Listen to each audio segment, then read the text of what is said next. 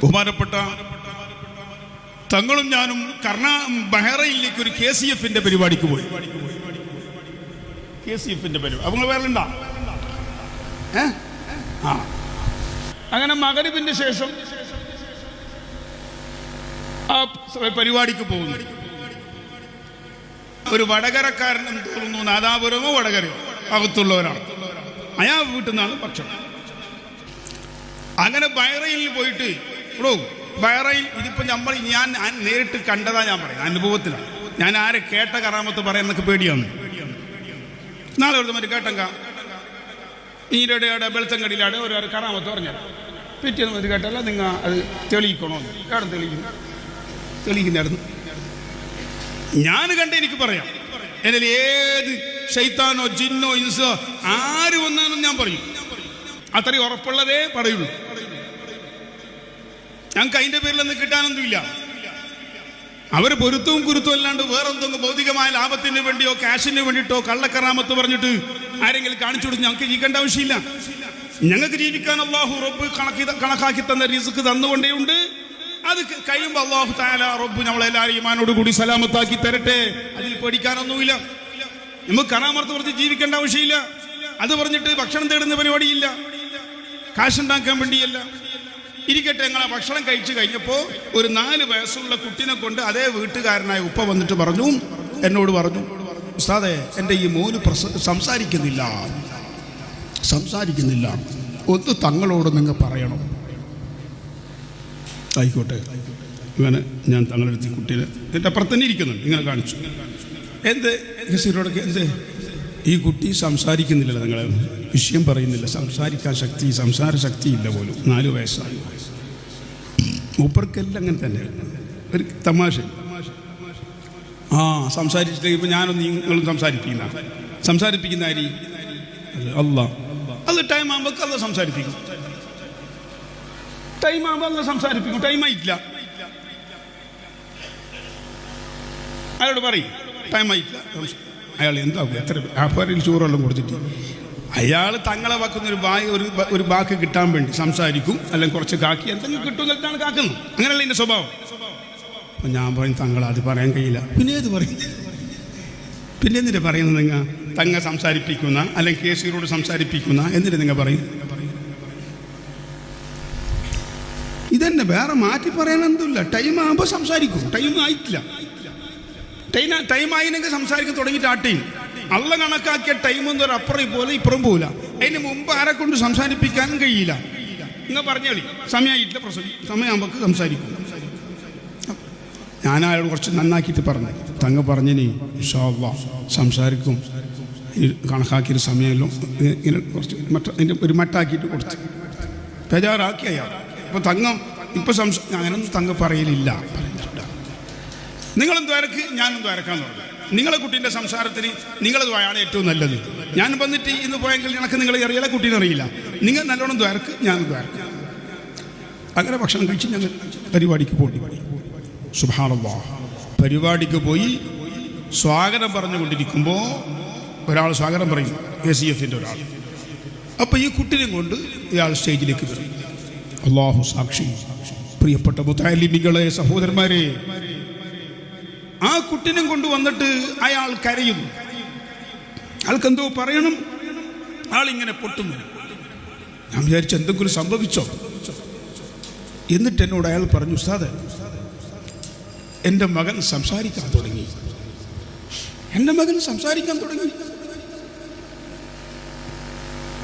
ഞാനും വല്ലാത്ത നിലക്ക് ഞാനും ഞെട്ടിപ്പോയി. ഉസ്താദ് എൻ്റെ മോനിക്ക് സലാം പറയും. ഞാൻ പറഞ്ഞു അസ്സലാമു അലൈക്കും. വലൈക്കും അസ്സലാം. എന്നാ കുട്ടി സലാം മടക്കി. കുട്ടീൻ്റെ പേര് ചോദിച്ചു, കുട്ടിയുടെ പേര് പറഞ്ഞു. അയാൾ അത് കേട്ടിട്ട് അവിടെ ഇരുന്ന് കരയാണ്. ഞാൻ ബഹുമാനപ്പെട്ട തങ്ങളെടുത്ത് മെല്ലെ ഇപ്പുറം ഒന്നിച്ചിട്ടിരിക്കുകയാണ്. മൂപ്പര് മുമ്പിൽ സീറ്റ്, അങ്ങനത്തെ പരിപാടി തന്നെ ഇല്ല, ഒന്നിച്ചിട്ടിരിക്കും. ഞാൻ മെല്ലെ പറഞ്ഞു തങ്ങളോട്, നേരത്തെ നമ്മൾ ഭക്ഷണം കഴിച്ച ആ വീട്ടിലെ കുട്ടി സംസാരിച്ചു. ഞാൻ ആ കുട്ടിക്ക് സലാം പറഞ്ഞു, സലാം മടക്കി. തങ്ങളൊന്ന് ആ കുട്ടിയോട് സംസാരിച്ചിരിക്കുന്നു. അപ്പോൾ പറഞ്ഞു, ചിരിച്ചിട്ട് പറഞ്ഞു, നിങ്ങളെല്ലാം സംസാരിച്ചില്ലേ? ആ. അപ്പോൾ തങ്ങൾ അസ്സലാമു അലൈക്കും. വലൈക്കും അസ്സലാം. ആയി പോയിക്കോ മോനെ. ഉടനെ എന്നോട് പറഞ്ഞു, കേസീറോട്, ഇതിൽ എനിക്കും നിങ്ങൾക്കും ഒന്നും ഇല്ല. അതാണ് മഹത്തുക്കള്, അതാണ് മഹാന്മാർ. എനിക്കും നിങ്ങൾക്കും ഇതിലൊന്നുമില്ല.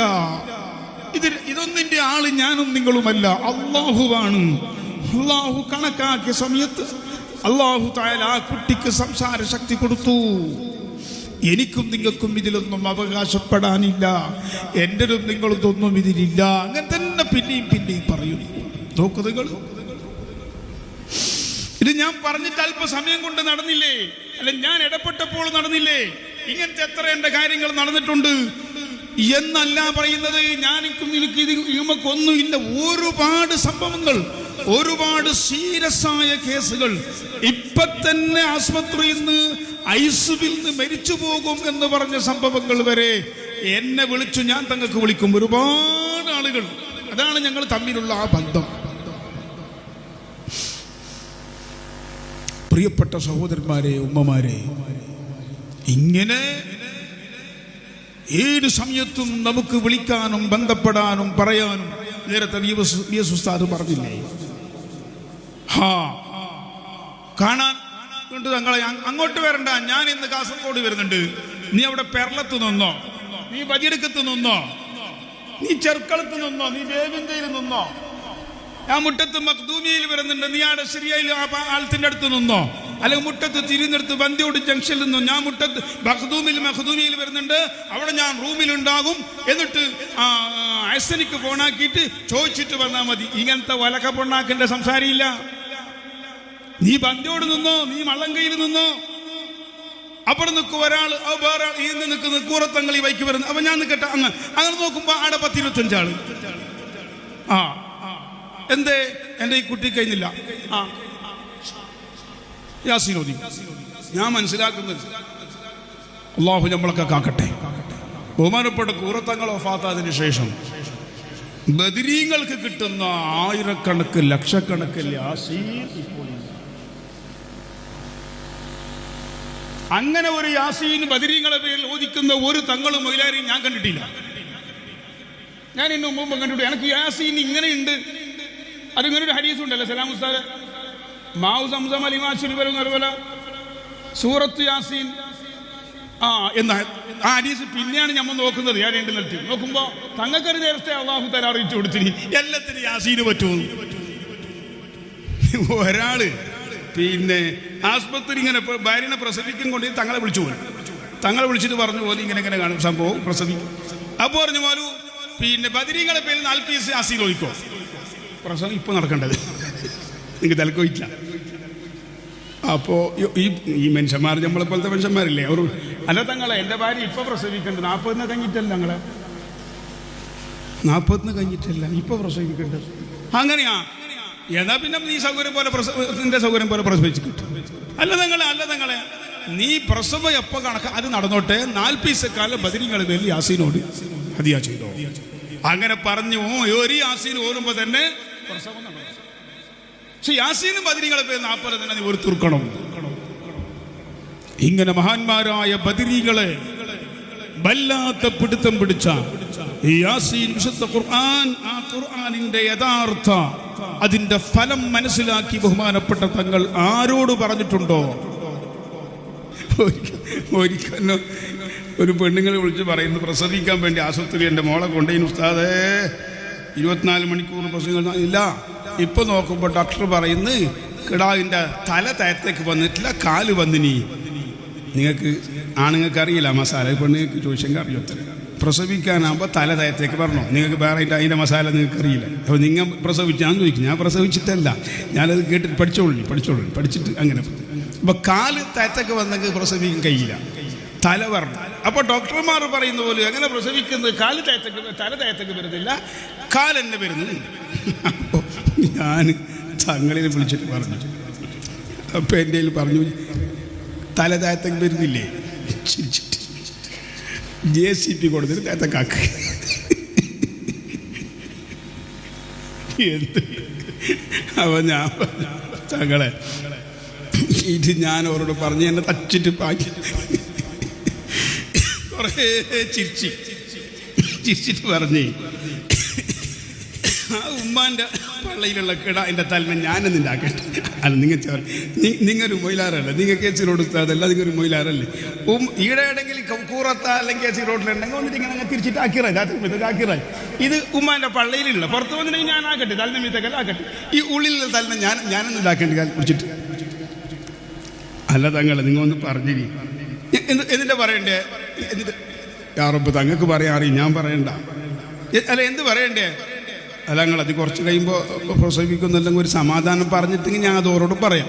അല്ല നിങ്ങൾ കുറച്ച് കഴിയുമ്പോൾ പ്രസവിക്കും, ഞാൻ ആ സമയത്ത് പ്രസവിച്ചില്ലെങ്കിൽ നിങ്ങളും പോയി, ഞാൻ രണ്ടാൾ പോയി. നിങ്ങൾ എന്താ അങ്ങനെ ചോദിക്കുന്നത്? അപ്പോൾ എന്ത് പറയണം തങ്ങളെ? ടൈമായിട്ടില്ല എന്ന് പറയും. നോക്കണേ, അല്ലാഹുവിൻ്റെ ഖുർആൻ ലികുല്ലിൻ അജൽ, എല്ലാത്തിനും സമയമുണ്ട്. വിശുദ്ധ ഖുർആൻ പറഞ്ഞു. ഞമ്മ മൊയിലാറൊക്കെ ശരി തന്നെ, സുന്നത്ത് ജമാഅത്ത് 110 ശരി തന്നെ, ജമാഅത്തേക്ക് എത്തുന്നില്ല. എല്ലാത്തിനും ഒരു ടൈമുണ്ട്. അല്ലാഹുവിൻ്റെ വിശുദ്ധ ഖുർആൻ പറഞ്ഞു എല്ലാത്തിനും അജൽ ഉണ്ട്. അജൽ എത്തിക്കഴിഞ്ഞാൽ പിന്നെ ഒരു സെക്കൻഡും ഉമ്മന്റെ പള്ളിയിൽ നിൽക്കാൻ ഒരു കുട്ടി കഴിയില്ല. വല്ലാഹു അഖ്റജക്കും മിൻ ബുതൂനി ഉമ്മഹാതിക്കും ലാ തഅലമൂന ശൈഅ. വിശുദ്ധ ഖുർആൻ പറഞ്ഞു. എന്നോട് പറയും തങ്ങൾ ടൈമില്ലേ സയ്യിദ് കേസിലൂടെ? നിങ്ങൾ പറയും അവരോട് ടൈമായിട്ടില്ല. ടൈം ആകുമ്പോൾ കാല് മീതെ പോയിട്ട് തല താഴെ വന്നിട്ട് പ്രസവം നടക്കൂ. അത് പറഞ്ഞോളി. അൽഹംദുലില്ലാഹ് എനിക്ക് ധൈര്യം കിട്ടി. ഞാൻ പറഞ്ഞു അത് തല താഴോട്ട് വരാനും കാല് മീതാകാനുള്ള സമയമായിട്ടില്ല. ഞാൻ കുറച്ച് ഉഷാറാക്കി. നമുക്ക് കിട്ടിയ കുറച്ച് ഉഷാറാക്കുമല്ലോ, ഒരു ഭംഗിയാക്കുമല്ലോ. കുറച്ചെല്ലാം കൂട്ടിയിട്ട് പറഞ്ഞ് അത് ആയിട്ടില്ല, അതിൻ്റെ താഴത്തേക്ക് വരും. അങ്ങനെ കാല് മീതൊക്കെ പോയിട്ട് ആ സമയമാകുമ്പോൾ തല താഴത്തേക്ക് വന്നിട്ട് പ്രസവിക്കും. നോക്കി. അപ്പൊ ഈ സാധാരണക്കാർക്ക് അത് എന്താണ്? ഈ സാധാരണക്കാരുടെ മുണ്ടാൻ തുടങ്ങി കുടിക്കുന്നത് ഞമ്മ. അപ്പൊ എന്റെ ചോദിക്കുന്നത്, അത് എത്ര ടൈമിൽ വരും ഉസ്താദ്? എന്താ ഞാൻ കുടുങ്ങിയില്ലേ? ടൈം ചോദിക്കുന്നത് എന്നോട്. ഞാനിപ്പോൾ ഇങ്ങനെ മണിക്കൂർ 4 മണിക്കൂർ ഞാൻ എന്നിട്ട് പറയണ്ടേ? ഞാൻ ആ കയ്യിലേക്കാൾ കിടക്കാറ്. ഞാൻ അല്ല ഉസ്താദ് എത്ര ടൈമിൽ നിന്ന് ഡോക്ടർ ചോദിക്കുന്നു. ഡോക്ടർമാർ ചോദിക്കും ഓർക്കിനെ മുറിക്കണം. എത്ര ടൈം പറയണോ ഉസ്താദ്? തങ്ങളെ വിളിക്കാൻ ഇടക്ക് പേടി. എത്ര ടൈമെന്ന് ചോദിക്കുന്നിട്ട് ഞാൻ തങ്ങളെ വിളിച്ച് കേട്ടാൽ എനക്ക് പറച്ചൽ കിട്ടും അങ്ങനെ. അപ്പോൾ മഗ്‌രിബിൻ്റെ ശേഷമാണ് ചോദിക്കുന്നത്. ഒരു 6, അപ്പോൾ ഒരു 6:30 മണിക്കെന്തോ മഗ്‌രിബ്. അപ്പോൾ പിന്നെന്താ എന്ത് പറയണത് വൃത്തിയില്ലല്ലോ. അപ്പം ഞാൻ പറഞ്ഞ് നിങ്ങൾ ഏശാ വരെ കാക്കി പറഞ്ഞ് ഇശാ വരെ കാക്കി ഇൻഷാ അല്ലാഹ്. അപ്പോൾ ഇശ കഴിഞ്ഞിട്ട് പ്രസവിച്ചില്ലെങ്കിൽ ഞങ്ങൾ ഓപ്പറേഷൻ ആക്കാൻ വേണ്ടി ഒപ്പിട്ട് കൊടുക്കുന്നത്. അതും ഞാൻ പറയണം, ടൈമും ഞാൻ പറയണം, ഒപ്പിട്ട് കൊടുക്കാൻ സാമ്പത്ത് കൊടുക്കാം.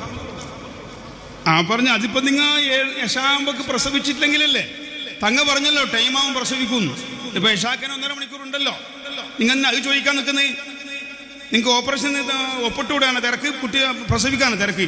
കുറച്ച് ജോറാക്കി പേടിപ്പിച്ചു. പിന്നെ വേറെ നിവൃത്തിയില്ല. ഞാൻ കുടുങ്ങുന്നതിൻ്റെ ഉള്ളിൽ എടുത്ത പണിയാണ്. സുബ്ഹാനല്ലാഹ്, ബഹുമാനപ്പെട്ട തങ്ങൾ ആ പറഞ്ഞതനുസരിച്ച് കണക്കാക്കിയ സമയം ഇശാ ബാങ്ക് കൊടുക്കുന്നതിന് 5 മിനിറ്റ് മുമ്പ് അവർ വിളിക്കുന്നു. വിളിച്ചിട്ട് പറയുന്നു സുഖപ്രസവം. ഉടനെ തങ്ങളെ ഞാൻ വിളിച്ചു. തങ്ങ ഫോണിട്ട് ചോദിച്ച് പ്രസവിച്ചെന്ന് പറയാനായിട്ടുണ്ടാവും അല്ലേ? അതിൽ തങ്ങൾക്കും എല്ലാവർക്കും ഒരു ഹക്കുമില്ല. അതല്ല അള്ളാഹിൻ്റെ ടൈം, അള്ളാഹിൻ്റെ കണക്കാക്കിയ ടൈമിന് പ്രസവിച്ചാണ്. തങ്ങളും അതിൽ ഹക്കില്ല, നിങ്ങൾക്ക് മൊയിലാർക്കും ഹക്കില്ല. നമ്മൾ രണ്ടാൾക്കും അതിൽ ഒരു ഹക്കുമില്ല.